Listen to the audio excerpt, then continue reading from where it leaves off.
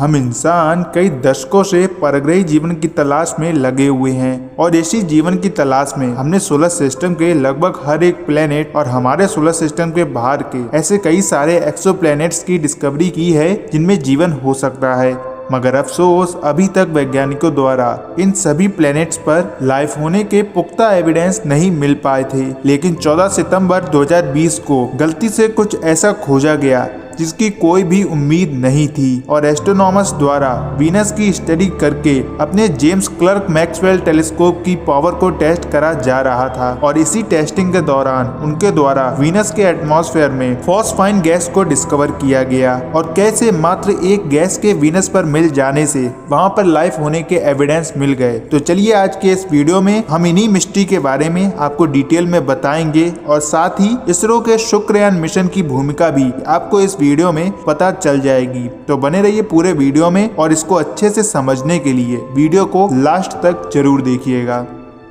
जैसा कि हम आपको अपने स्पेस अपडेट एपिसोड में यह बता चुके हैं कि वीनस हमारे सोलर सिस्टम का सबसे गर्म प्लेनेट है जिसका सरफेस टेम्परेचर 464 डिग्री सेल्सियस तक रिकॉर्ड किया गया है, जो कि हमारे सोलर सिस्टम में किसी भी प्लेनेट का अब तक का सबसे हाईएस्ट टेम्परेचर है। और ये टेम्परेचर इतना है कि कांच को भी बड़ी आसानी से पिघला दे। और इसके एटमॉस्फेयर का 96.5% पार्ट कार्बन डाइऑक्साइड से बना हुआ है। इसके आसमान में सल्फ्यूरिक एसिड के ऐसे रिफ्लेक्टिव क्लाउड्स मौजूद हैं जो कि विजुअल लाइट को इसके सरफेस तक नहीं पहुंचने देते हैं, जिसकी वजह से किसी भी वीनस ऑर्बिटिंग स्पेसक्राफ्ट की मदद से इसके सरफेस को देखना लगभग इम्पॉसिबल है। और इतनी गर्मी के कारण यहाँ पर जो पानी मौजूद था वह करोड़ों वर्ष पहले ही गैस बनकर इसके एटमॉस्फेयर में बादलों के रूप में पहुंच गया और इसके ऑक्सीजन और हाइड्रोजन के एटम्स अलग हो गए और सोलर विंड की वजह से ये हाइड्रोजन एटम्स स्पेस में फैल गए, जिससे कि इस प्लेनेट के एटमॉस्फेयर या फिर इसके सरफेस पर वाटर मिलना तो लगभग इम्पॉसिबल है। लेकिन 14 सितंबर 2020 को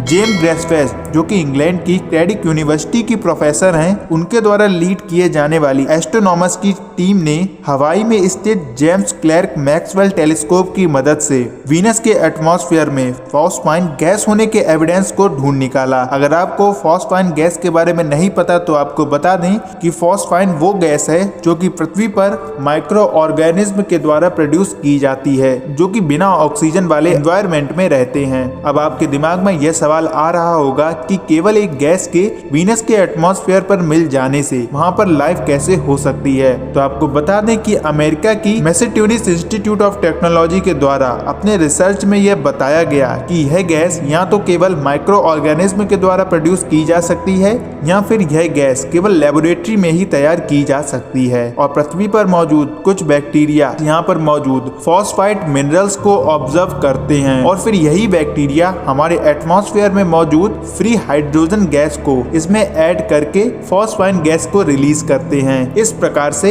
इस फॉस्फाइन गैस का निर्माण होता है। अब यह बैक्टीरिया इस गैस को अपने वेस्ट के रूप में रिलीज करते हैं या फिर अपने बचाव के रूप में रिलीज करते हैं, यह अभी तक पता नहीं लगाया जा सका है। लेकिन यह जो फॉस्फाइन गैस है इसको हाइड्रोजन फॉस्फाइड गैस भी कहते हैं, जो कि एक हाई फ्लेमेबल गैस होती है जिसकी स्मेल सड़ी हुई मछली या फिर गार्लिक के जैसी होती है। और अगर हम इंसान इस फॉस्फाइन गैस को गलती से भी पी लेते हैं या फिर इसको गलती से इनहेल कर लेते हैं तो हमारी सेहत पर इस गैस का बहुत ही बुरा असर पड़ेगा और कभी कभी तो ऐसा भी हो सकता है कि इस गैस के कारण आपकी जान भी चली जाए। लेकिन इस फॉस्फाइन गैस की खास बात यह है कि इस गैस को या तो माइक्रो ऑर्गेनिज्म के द्वारा रिलीज किया जा सकता है या फिर यह गैस किसी लेबोरेटरी में तैयार की जा सकती है। इसके अलावा अब तक की रिसर्चेस में इस गैस के प्रोड्यूस होने का कोई भी दूसरा साधन नहीं है। अब फिर वहीं आते हैं कि वीनस पर यह फॉस्फाइन गैस किस प्रकार से पहुंची। हालांकि वीनस पर यह गैस पृथ्वी पर मौजूद फॉस्फाइन गैस की तुलना में मात्र 10% के बराबर है।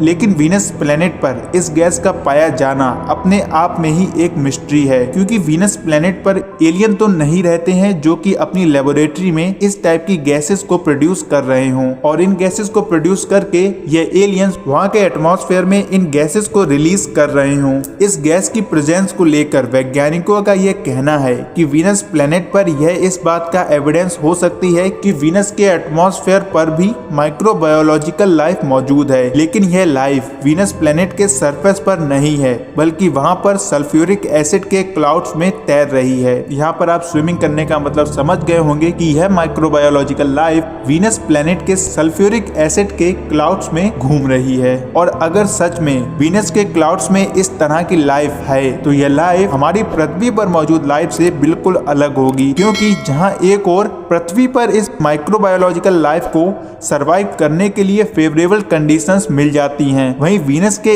इन सल्फ्यूरिक एसिड्स के क्लाउड्स में सरवाइव करना बिल्कुल ही डिफरेंट होगा। और वीनस के एटमॉस्फेयर के हार्श एनवायरनमेंट को झेलते हुए इन्होंने अपने आप को उस हार्श कंडीशंस में सरवाइव करना सीख लिया होगा। वैसे अगर आपको ध्यान हो तो हमने आपको अपने स्पेस अपडेट सीरीज के एक एपिसोड में यह बताया था कि वीनस के एटमॉस्फेयर में कुल 3 टाइप्स की लेयर्स मौजूद हैं, जो कि वहां पर माइक्रोबायोलॉजिकल लाइफ के फॉर्म होने और उनके जीवित रहने में हेल्पफुल साबित होती होंगी। और वहां की लोअर लेयर, जिसको कि मिस्टीरियस हेज कहते हैं, वह अपने अंदर इसके अपर एटमॉस्फेयर, जिसका टेम्परेचर 30 डिग्री सेल्सियस तक होता है, लगभग 5000 मीट्रिक टन तक के माइक्रोब्स को जीवित रखे हुए होगी। और इस बात का पता तो केवल तभी लग सकता है जब वीनस के एटमॉस्फेयर के सैंपल्स की स्टडी करी जाए। वैसे जहां एक और हम लाइफ की खोज में न जाने कितने प्लैनेट्स और एक्सोप्लैनेट्स पर रिसर्च कर चुके हैं, लेकिन जिस प्लैनेट को हम सोलर सिस्टम के हेल्प प्लैनेट के नाम से जानते थे, वह अपने अंदर इतनी मिस्ट्रीज को रखे हुए होगा, इस बात का अंदाजा भी नहीं था। और फॉस्फाइन गैस की इस डिस्कवरी के बाद यह तो साफ हो गया है कि लाइफ की डेफिनेशन वह तो बिल्कुल भी नहीं हो सकती जिसको कि हम पृथ्वी पर देखते हैं, वह हर एक प्लैनेट के हिसाब से अपने आप को ढाल सकती है। अब इसरो के शुक्रयान मिशन के बारे में जान लेते हैं। 2017 में इसरो के चेयरमैन डॉक्टर के सिवन जी के द्वारा यह अनाउंस किया गया था कि 2023 या 2024 में भारत का पहला वीनस मिशन शुक्रयान लॉन्च किया जाएगा। और इस शुक्रयान मिशन का मेन मोटिव होगा वीनस के अपर और इनर एटमॉस्फेयर की डीप स्टडी करके वहां पर मौजूद कई सारी अजीब गैसेस का पता लगाना, साथ ही इसके एटमॉस्फेयर में मौजूद डार्क क्लाउड्स की मिस्ट्री को भी सुलझाना। और अपने इसी मोटिव के साथ यह शुक्रयान मिशन वहां के एटमॉस्फेयर में मौजूद माइक्रोबायोलॉजिकल लाइफ का भी पता लगाएगा, साथ ही इसके एटमॉस्फेयर की मिस्टीरियस हेज के बारे में भी detailed information Indian space research organisation को प्रोवाइड करेगा। और अब जब वीनस पर लाइफ होने की इतनी पॉसिबिलिटीज बढ़ गई हैं, तब भारत का यह शुक्रयान मिशन एक मोस्ट इम्पोर्टेंट मिशन होने वाला है, जो कि वहां पर जाकर इस बात की जानकारी कलेक्ट करेगा कि क्या सच में फॉस्फाइन गैस का सोर्स माइक्रोब्स ही हैं, या फिर यह गैस किसी अदर एक्टिविटी से वीनस पर प्रोड्यूस हो रही है। वैसे अगर ऐसा पाया जाता है कि वीनस पर यह गैस माइक्रोब्स की वजह से प्रोड्यूस हो रही है, तो हमारी पृथ्वी अपना the only planet in our solar system to support life का स्टेटस खो देगी। बाकी आपको इस बारे में क्या लगता है कि वीनस पर सच में माइक्रोब्स मौजूद हो सकते हैं या नहीं, कमेंट सेक्शन में जरूर बताएं। और अगर आपने अब तक हिंदी स्पेस चैनल को सब्सक्राइब नहीं किया है तो प्लीज सब्सक्राइब बटन पर क्लिक करके इसको सब्सक्राइब कर दीजिए और नोटिफिकेशन बेल को भी ऑन कर दीजिए ताकि हिंदी स्पेस चैनल की स्पेस अपडेट एपिसोड्स के आने वाले हर एक नए वीडियो की नोटिफिकेशन आपको जरूर मिलती रहे। तो आज की इस वीडियो में बस इतना ही। अगर आपको यह वीडियो इन्फॉर्मेटिव लगा हो तो प्लीज इस वीडियो को अपने दोस्तों के साथ शेयर जरूर कीजिए ताकि वह भी वीनस के इस माइक्रोबायोलॉजिकल लाइफ के बारे में डिटेल में समझ सकें। तो मिलते हैं शाम की स्पेस अपडेट सीरीज के एक नए एपिसोड में। तब तक के लिए जय हिंद, जय भारत और जय अंतरिक्ष।